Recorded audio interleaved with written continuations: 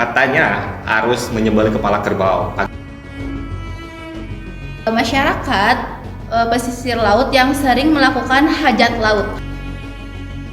Itu disinilah mistik hadir sebagai jembatan dengan ajaran Rasulullah dan ajaran Islam. Halo semuanya, Assalamualaikum warahmatullahi taala wabarakatuh. Perkenalkan, nama saya Ranti Restiawati. Kita di sini bertemu lagi dalam podcast yang membahas tentang lestarikan budaya dan tolak mistifikasi. Nah, di sini juga saya tidak sendiri ya. Di sini saya memiliki para bintang tamu yang berasal dari warga sekitar dan dari komunitas-komunitas Islam yang paham tentang budaya dan tauhid. Nah, sekarang kita perkenalkan terlebih dahulu para warga sekitar di pesisir pantai dengan saudari siapakah ini? Halo, saya Ayu Ratna Fitriani dari Tasikmalaya, Kecamatan Cikalong.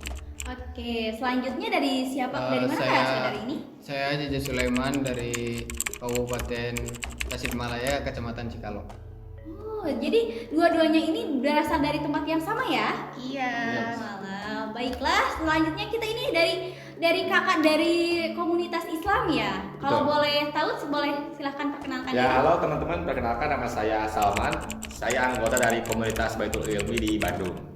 Bandung. Dan bagaimana dengan saudara ini? Saya Wildan, saya juga sama dari komunitas Baitul Ilmi seperti Kang Salman dari Bandung. Iya, benar sekali. Oh, nah ini benar-benar tokoh-tokoh yang sangat paham sekali ya tentang kebudayaan itu seperti apa dan tauhid itu seperti apa. Nah, mungkin untuk pembahasan tradisi itu kayaknya sensitif sekali ya, karena memang tradisi dan kebudayaan ini itu sudah ada sebelum agama Hindu, Kristen, Buddha dan Islam masuk ke Indonesia. Namun sebagai kita ya, sebagai warga yang menganut agama Islam, kita wajib untuk bisa memahami yang mana yang baik dan yang tidak. Nah, di sini juga saya akan bertanya mengenai pendapat Akang Salman ini. Pendapatnya bagaimana sih Kang tentang budaya dan tauhid ini? Ya, menurut saya ya budaya seperti ini tuh ya sangat amat menyimpang dari tauhid Islam ya. Karena ini deh, pernah nggak sih kalian tinggal di kampung kemudian menemukan masyarakat yang masih melakukan kayak lempar sesajen ke laut atau ke tempat keramat. Kemudian juga masyarakat yang jika ingin bangun rumah katanya harus menyembelih kepala kerbau agar tidak ada kecelakaan kerja katanya. Kemudian juga ada juga yang percaya kepada pohon keramat. Ketika kita menghormati nih atau kita berdoa kepada pohon tersebut, maka penunggu pohon tersebut tuh bakal memberi kita benda pusaka yang katanya bisa membawakan keberkahan pada hidup kita. Nah, kemudian saya ini punya pengalaman pribadi ya. Saya pernah bertanya langsung kepada beberapa masyarakat di kampung. Pertanyaan saya itu seperti ini. Kenapa sih masih melakukan hal seperti ini? Di mana zaman sekarang tuh teknologi sudah sangat amat maju kan? Kemudian juga literasi sudah sangat mudah amat diraih. Kenapa masyarakat masih percaya hal seperti ini? Dan yang fun fact-nya ya, hampir semua masyarakat yang saya tanya memiliki jawaban yang sama. Jawabannya itu seperti ini. Kita tuh nggak pernah merasa musyrik, yaitu cuma bentuk rasa syukur kita kepada alam. Malah mereka juga menyinggung leluhur mereka yang katanya karena leluhur mereka tuh kurang teredukasi, makanya leluhur mereka juga mengekspresikan rasa syukur mereka tuh kepada alam. Jadi turun-temurun jadi budaya dong kalau lama-lama. Nah, ini tuh saya agak shock ya. Kenapa? Karena ternyata masih banyak masyarakat yang masih memegang pemikiran seperti itu.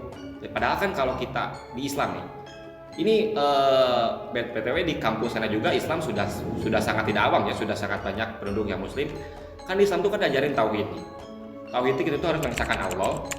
Kita tuh percaya bahwa Allah tuh yang memberi kita kesehatan, rezeki dan lain-lain. Bahwa sangat jelas di Quran juga ayat Al-An'am kalau nggak salah ayat 158 dijelaskan bahwa Allah tuh melarang kita untuk mensekutukannya. Kemudian juga di surat An-Nisa ayat 48 kalau nggak salah ya, Allah tuh nggak akan memaafkan dosa syirik kecuali kita bertaubat. Nah, jadi kan maksud saya kan mereka tuh ya sadar ya melakukan hal seperti itu. Kan mereka bilang kan mereka tuh nggak pernah merasa musyrik, berarti mereka sadar dong. Tapi kalau sadar ya itu tuh jelas-jelas musyrik. Dan ada salah satu jawaban dari bapak-bapak yang membuat saya sangat shock ya. Bapak-bapak tersebut bilang gini, saya tuh nggak menyembah laut, saya tuh cuma menghargai sama menghormati penunggu laut. Saya di situ shock banget ya, karena menghargai, kenapa harus memberi? Emang siapa sih yang harus diberi laut selain yang harus dihargai itu selain hanya kan dunia dan sisinya itu yang harus dihargai itu cuma Allah kan? Iya. Terus kemudian jadi menurut saya tuh kita kalau misalkan ingin gitu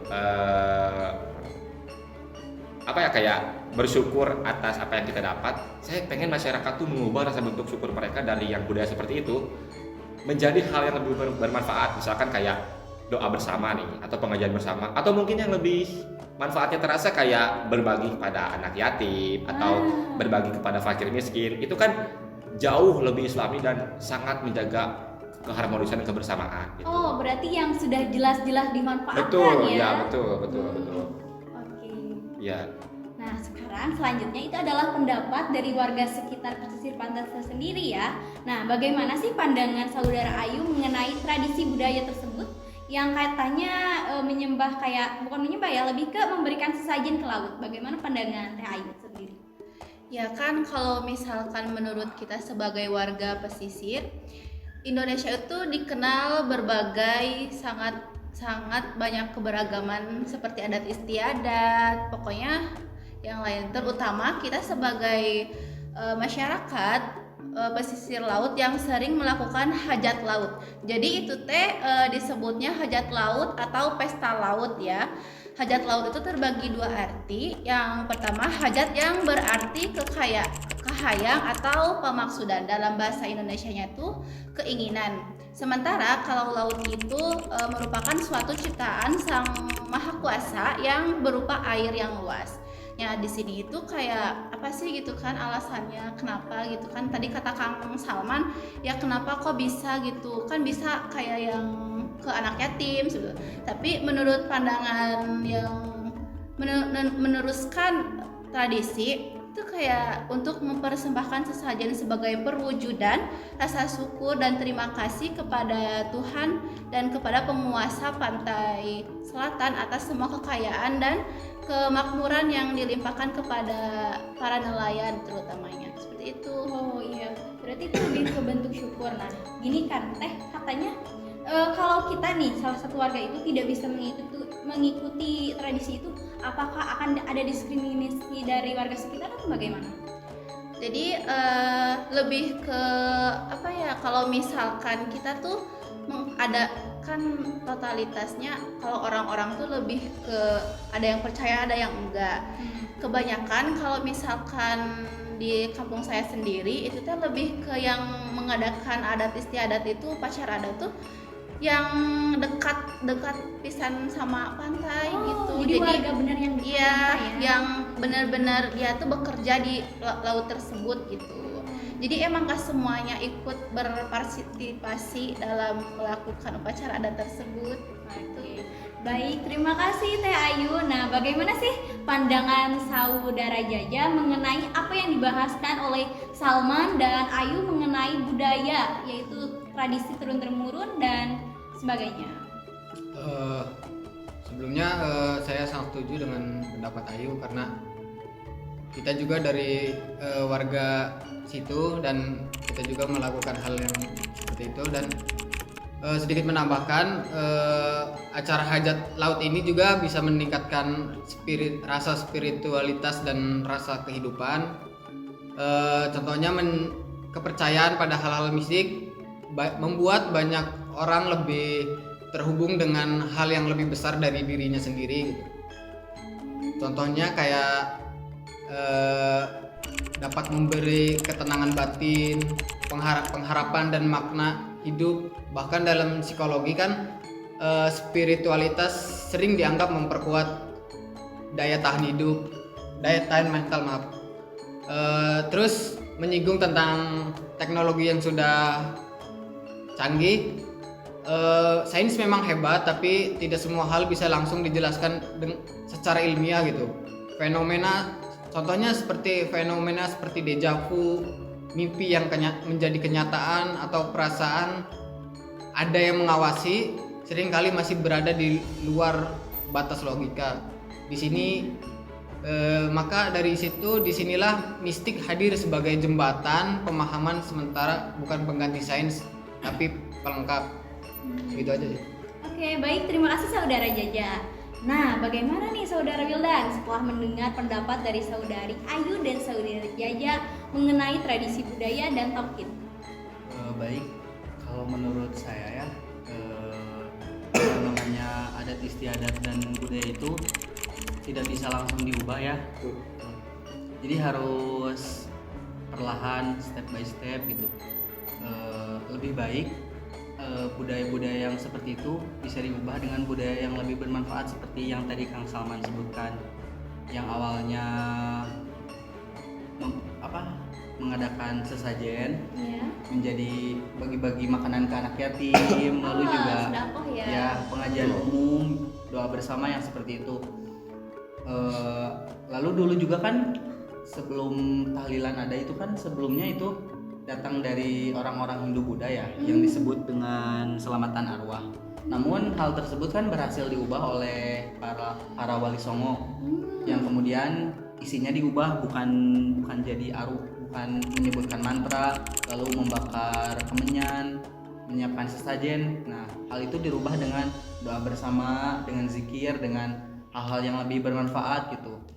Nah, hal-hal tersebut sangat nyentuh sih buat saya, soalnya kadang kita juga lebih ke ngelarang kayak ini haram, itu gak boleh, tapi kita gak ngasih tahu penggantinya apa gitu. Ya sebenarnya masih banyak hal-hal yang bisa digantikan dari budaya sebelumnya yang masih salah gitu dalam pandangan Islam dengan kegiatan-kegiatan yang tadi sudah disebutkan. Terus juga kalau untuk kita anggota organisasi Baitul Ilmi seperti Kang Salman, menjadi tantangan sih buat kita, apalagi soalnya kan kebanyakan yang melakukan itu tuh kayak orang tua ya yang udah gaptek lah istilahnya. Iya. Jadi kita juga bisa langsung datang ke tempatnya dan menjelaskan kalau itu tuh tidak benar dengan sesuai ajaran Islam gitu, dan kita bisa mengadakan edukasi. Lalu juga kalau di kalangan remaja kita bisa mengadakan edukasi seperti podcast ini kan. Terus juga bisa lewat TikTok, Instagram gitu. Kalau misal budaya-budaya yang seperti itu tidak sesuai dengan ajaran Rasulullah dan ajaran Islam gitu. Oke. Baik ya, terima kasih sekali kepada para bintang tamu kita ini karena penjelasannya itu sangat menyentuh sekali dan memiliki pendapat yang berbeda-beda. Nah, Ini satu lagi nih, silakan. sebagai apa ya, penutupan dari kita sebagai Ya. anggota komunitas ya. Kami tuh gimana ya? Kami menolak tradisi yang mengandung mistifikasi ya, meskipun diklaim sebagai budaya lokal ya. Terus kemudian juga Islam tuh nggak melarang budaya, tapi mengajarkan agar setiap kebiasaan tuh disaring dengan nilai-nilai akidah. Jadi tradisi yang mengarah pada keyakinan terhadap selain Allah tuh harus ditinggalkan.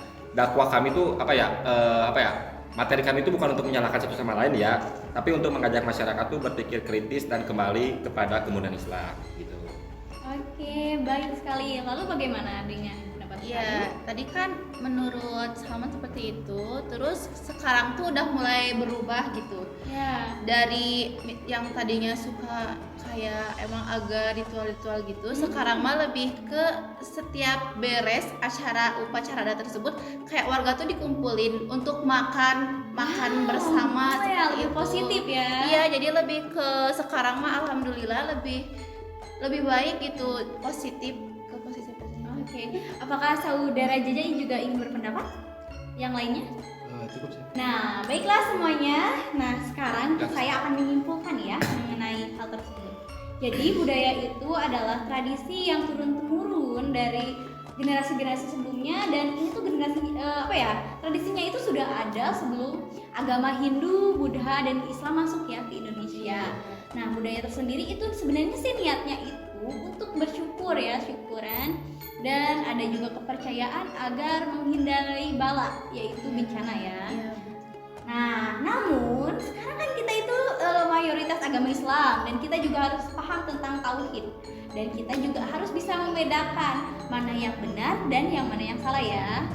Nah, untuk tradisi tersebut mungkin dari Wali Songo tersendiri ya dahulu saat memasukkan agama Islam ke daerah-daerah tertentu, yaitu dengan meluruskan yang mana yang sebenarnya lebih baik. Seperti apa yang dikatakan oleh Kang Salman tadi, bahwasannya kita bisa menggunakan syukuran itu bukan dengan cara melempar kepalanya ke laut, tapi kita bisa bersedekah ke anak yatim dan ke siapa ya tadi itu? Fakir miskin. Para miskin juga. Oh iya. Jadi kita bisa menikmatinya itu secara langsung. Kenapa? Karena kalau kita sampai melakukan kayak sesajen ke laut itu bisa disebutnya dengan mistis ya. Betul. Mistis dan juga syirik. Mubazir juga. Mubazir Betul, juga, mubazir. syirik juga. Oh iya, baiklah. Nah, seperti itulah pembahasan kita hari ini. Di sini kami tidak ingin atau berniat menyinggung pihak manapun ya. Tapi di sini kami hanya ingin mengedukasi penjelasan mengenai lestarikanlah budaya dan tolak mistifikasi. Oke, saya Ranti Restiawati. Saya pamit undur diri pada acara ini. Terima kasih untuk semuanya. Wassalamualaikum warahmatullahi wabarakatuh.